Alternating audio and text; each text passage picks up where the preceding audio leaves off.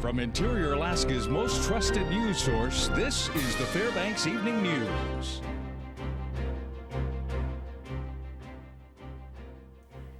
Good evening and welcome to the Saturday edition of the Fbx Evening News. Today is December 28th, 2013. I'm Nikki Carvajal. Holly Seiler has the night off.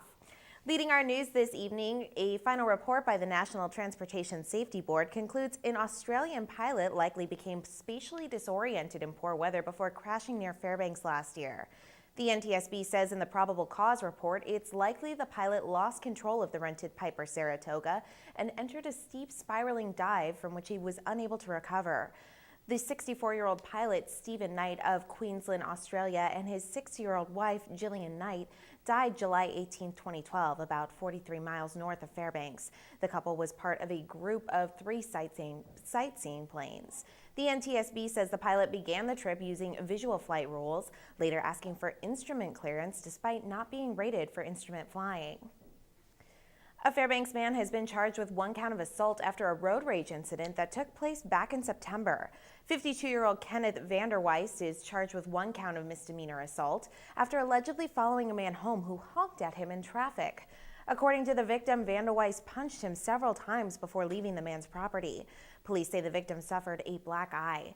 Vanderweist is currently out on bail in another assault case in which he allegedly kicked his girlfriend. He'll appear in court on that case in February. Well, even though temperatures have warmed dramatically from yesterday, the air in the valley is not circulating enough to break the inversion that is trapping pollutants close to the surface. This, in turn, is creating a situation that has forced the Air Quality Division of the Fairbanks North Star Borough to extend an air quality alert through the weekend and into the first part of next week. Officials say that although the forecast is for snow tonight and tomorrow, the air quality is not expected to improve enough to allow for the alert to be lifted. We have 2 different ways that we violate. One is cold and still, and the other one is when a system moves in.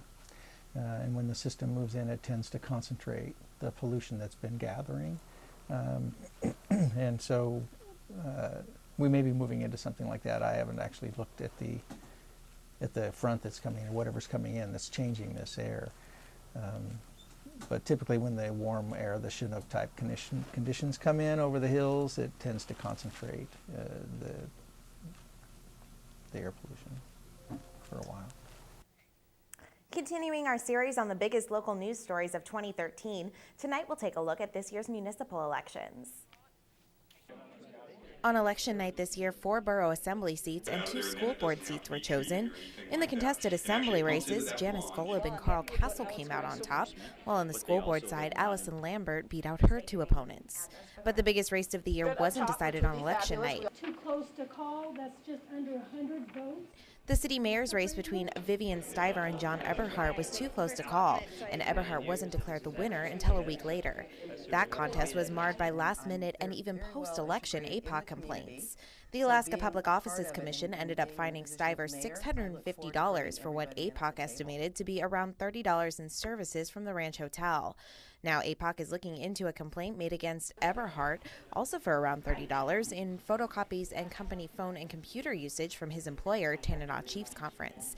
Their next meeting is scheduled for February.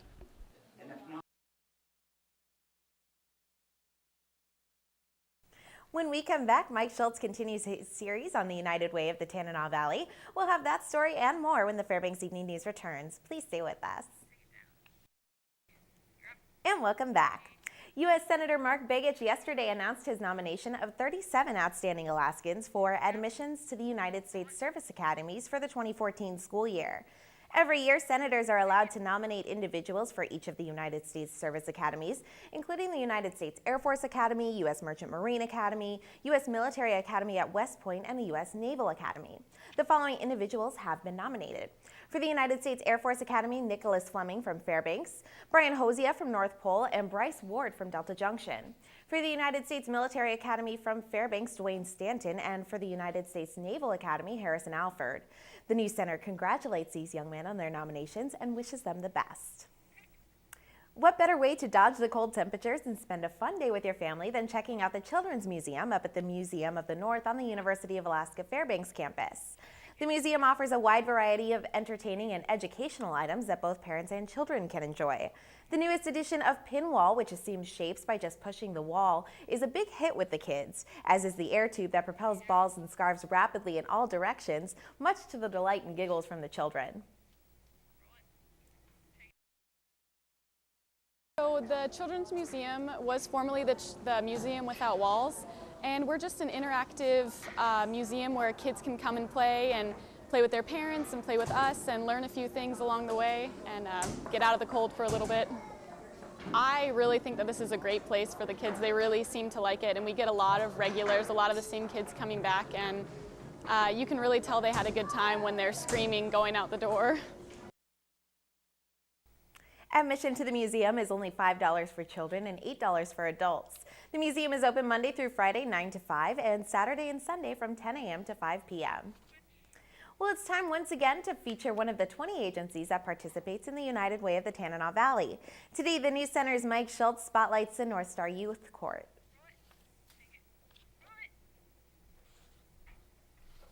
The North Star Youth Court is dedicated toward reducing juvenile crime while promoting restorative justice and alternative dispute resolutions.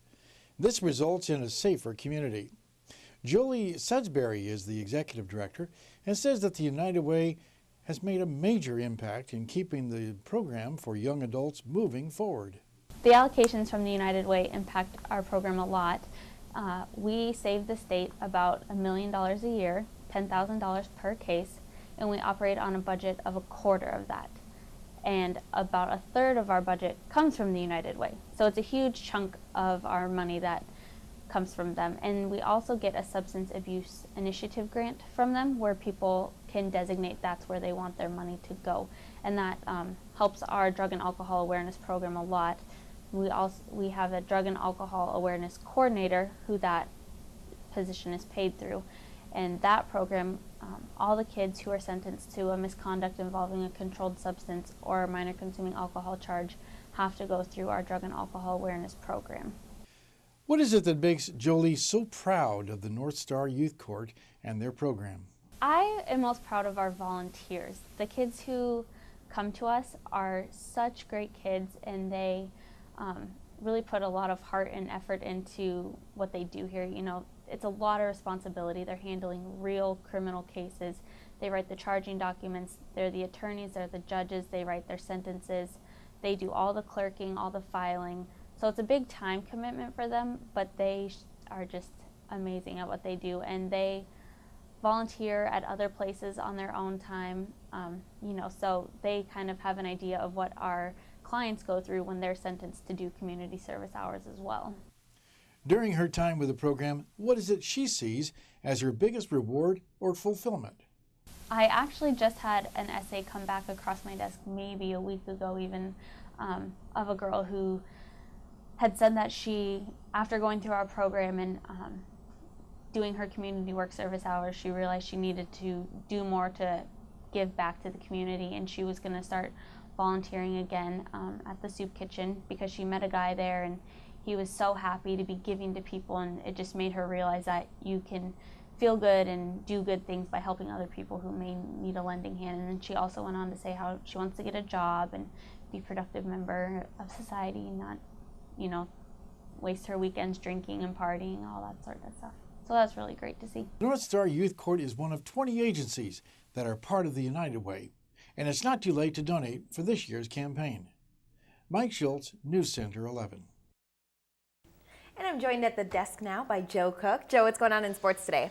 A lot. It's kind of peculiar for a Saturday during the holiday season, but a lot going on. Ice Dogs, they're back in action. We have the score from their game from last night. Also, high school basketball, 'tis the season for that. A lot of teams away from the interior, but we got the scores from their tournaments as well. And also, we continue our year in review. All that and more coming up next.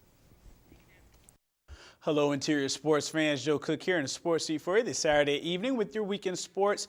Maybe too many holiday leftovers for the Ice Dogs as they stumble after Christmas a bit with a loss to the Bismarck Bobcats last night. Fairbanks was up 2-1 going to the third after a Kyle Lee goal in the first and a Taylor Munson power play tally in the second. The Bobcats nailed 3 unanswered goals all in the third period for the 4-2 win. Both teams went 1-3 on the power play. Stanislav Zakov had 2 goals for Bismarck and Tyler Dunnigan had 2 assists. Wyatt Eggy, he led the Ice Dogs with 2 assists, while Aaron Nelson made 30 saves on 32 shots, including a shutout third period. Both teams back on the ice today to wrap up this series.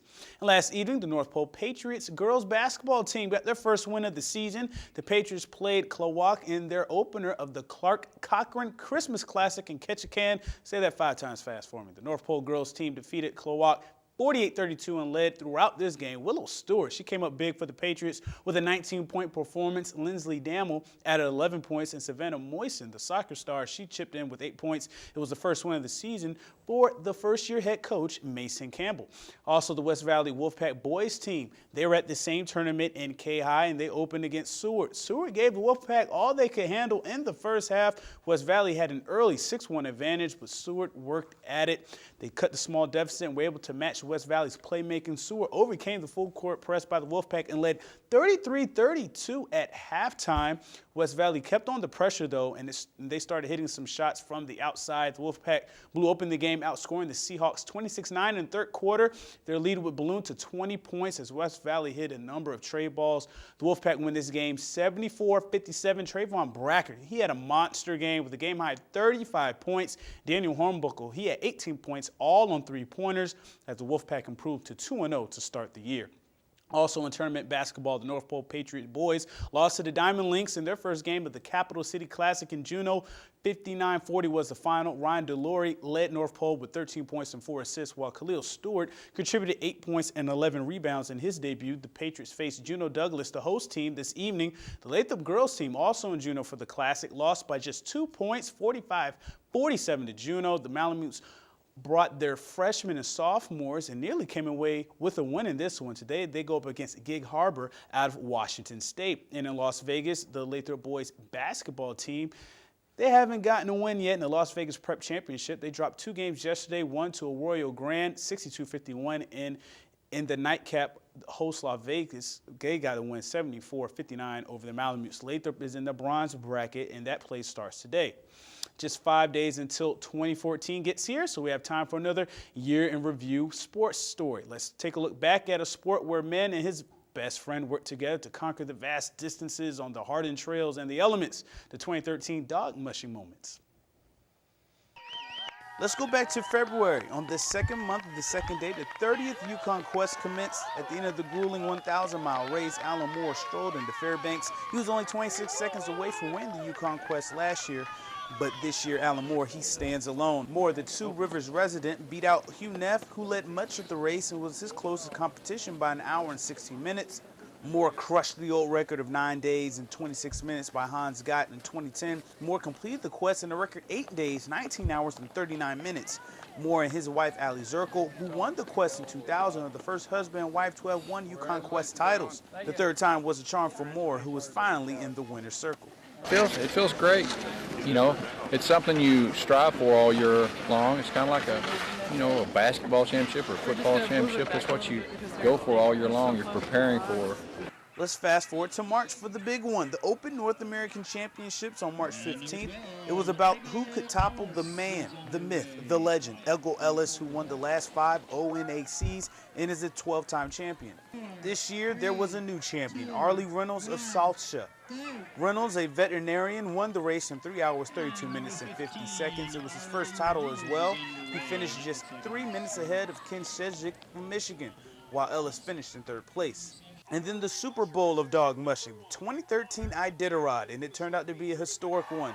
Mitch Seavey, with 10 dogs, won the Iditarod in 9 days, 7 hours, 39 minutes, and 56 seconds.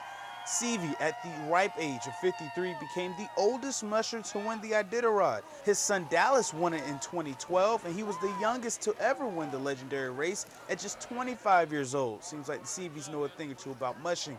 Ali Zirkle was runner-up for consecutive years, and Jeff King finished 3rd. We'll see if mushing in 2014 can top what happened in 2013. We continue with another moment from 2013. Back in April, I had the opportunity to cover an event I've never heard about before in my life, the Arctic Man. I traveled to the Voodoo in the Hoodoo Mountains to experience a sporting event that's very unique, and it's right here in Alaska. Off the 28th Tesoro Arctic Man, a new division, the adaptive class for skiers who have no use of their legs. These athletes use their upper body strength as they swoop by sitting on one ski. Tyler Walker and Paul Thacker won the first adaptive class event.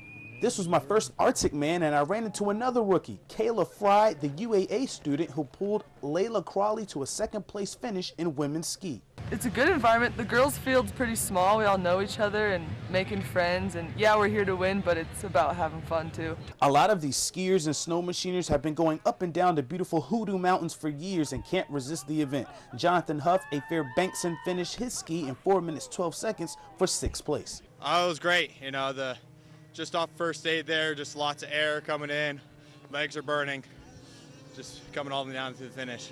Huff finished, but like the second hill called First Aid, where a number have wiped out, the team of Matablo and Johnson, one of the contenders, did not finish. But this year's Arctic Man was also record-setting. Nate Holland set a men's snowboard record, finishing in 4 minutes and 26 seconds, going as fast as 58 miles per hour. Holland wins back-to-back titles, which is especially sweet for him since he didn't finish 2 Arctic Man appearances. Just mental checkpoints in my mind were going by a little faster than they had in years past. So I was like, wow, this is feeling pretty good. Came across and felt like that was a really good time and felt like it was going to be a contender, and turns out it was. The man of the day was Tyler Ackelstad. The Palmer native not only pulled Holland on his record-setting snowboard run, but he and Mark O'Sullivan three-peated the men's ski event. They did it in 3 minutes 52 seconds, leading a fast field as 3 other teams finished under 4 minutes. Ackelstad and Sullivan's 3 consecutive wins in the men's ski is an Arctic Man record. It's just a great day, awesome weather, the machine, you know, on my end, that's kind of the big thing, is getting the sled riding good and running good, and it was on point today, and those guys did their job and I did mine. The beautiful scenery, enthusiastic fans and supporters, party atmosphere, and the top-level competition defined another tremendous year of the Arctic Man. From the Hoodoo Mountains, Joe Cook, Channel 11 Sports. And that'll do it for sports tonight. Thanks for rocking with me for a little while. For more KTVS Sports, just go to Twitter, watch us on YouTube, download our app, or you can visit webcenter11.com. Stay warm, Alaska. Your full weather forecast is coming up next, and we'll catch you next time. And welcome back. Joe, it's a lot warmer now than it has been the past couple days. Really? I don't know. We went from what, -40 to what, -20, -15? Yeah, Mike Schultz was in today. He was saying it was like a 30-degree temperature difference between today and yesterday. I don't know. If it's still below 0, I don't know. Are you serious? 2 below is like the same to you as like 35 below? 2 below is doable. I would say it's like double digits below 0. Like once it gets about -10, I think my body's like, hey, it's a little chilly out here. Okay, well, we'll see if the Chichaco over here is going to be able to handle the weather in the coming week. Let's get right into it. First of all, taking a look at our almanac. The normal high for today is 3 degrees and the normal low is 15 below. The record high of 40 degrees was set in 1982 and the record low of 62 below was set in 1961. Sunrise today is at 10:58 a.m. and the sun set at 2:51 p.m. That gave us 3 hours and 53 minutes of daylight, which is a gain of 2 minutes from yesterday. Taking a look at the weather around the state, now 15 below for a high in Barrow with some snow there. Clear skies in Nome with a high of 6 below. 35 below, still pretty cold in Fort Yukon with snow falling there. Fairbanks, cloudy skies, getting up all the way up to about 3 below. 1 degree in Bethel with some snow there. 44 in Cold Bay with cloudy skies. Kodiak clear, 36 degrees for a high there. 22 in Anchorage with cloudy skies and some precipitation in Southeast. 35 for a high in Juneau with snow. Rain in Ketchikan with a high of 41. Taking a look at the lower 48 now, Seattle saw a high of 49 degrees under partly cloudy skies. Mid-30s in Billings and in California. San Francisco seeing a high of 63 degrees. 60 in Vegas with sunny skies and 67 for a high in Phoenix today. Dallas only getting up to 60 degrees today, mostly cloudy skies there. 52 in New Orleans with sunny skies. 80 degrees for a high in Miami with some thunderstorms, and along the East Coast seeing temperatures in the mid-50s with rain in New York City. Taking a look at the forecast for tomorrow around the state, windy at Barrow, they're going to see a high of 11 below. Cloudy skies for Nome at 4 below, and for Yukon is going to see partly sunny skies with some light snow and a high of 19 below. Now taking a look here at the interior areas of light snow, it's going to be a bit warmer in Fairbanks and Healy, getting up above 0 in Healy with a high of 11 and 8 below for a high here in Fairbanks. Moving further south now, southeast, Juneau is going to see some rain showers, 35 for a high there, getting up into the low 40s in Ketchikan with rain there as well. In the southwest, Bethel is going to see ice with a high of 7 degrees, showers for Cold Bay at 42 and mid-30s in Kodiak with a rain and snow mix. And finally in south central, Anchorage is going to see a high of 22 degrees with partly cloudy skies, low 30s in Homer with some showers and snow, and Valdez is going to have partly cloudy skies with a high of 25 degrees. Now back home here in Fairbanks tonight, we're going to see a low of 8 below, so not as bad as we've been seeing. Light snow developing, but not much accumulation is going to be expected. Into tomorrow, we're going to have a high of 2 degrees, warmer temperatures with light snow ending. Now taking a look at the extended forecast, Monday we're going to see a high of 2 below, getting down to 8 below Monday night. And then Tuesday through Thursday, we're going to see temperatures of 5 below for the high, getting back down into the 15 below area in the nighttime. But on Friday, pretty consistent with a high of 8 below and cloudy skies then. So not too bad. Do you think you can handle it? That's doable. That's doable. So it's a little bit better, but I would be remiss if we didn't end the show without first saying thank you guys for allowing me to do this thing on the Saturdays, on the weekends past, month and a half. It's been great. But young man waiting in the wings to take over, maybe hopefully as soon as next Saturday. I'll just leave it as a mystery, but we have a new person coming to our sports team. I'm really excited. Might be a familiar face for some of you Fairbanksans out there, but he'll be up here soon, so it's been great. Now I get my weekends back. That's not allowed. Also, real quick, want to say happy birthday to our director, Justice. Oh, yes. Came in Happy on her birthday. Even though she's under the weather, she's been a soldier all week, doing what she does and doing a great job at it. And it's her birthday, so happy birthday, Justice. Appreciate you. And that will wrap up this edition of the Fairbanks Evening News. We're glad you could join us.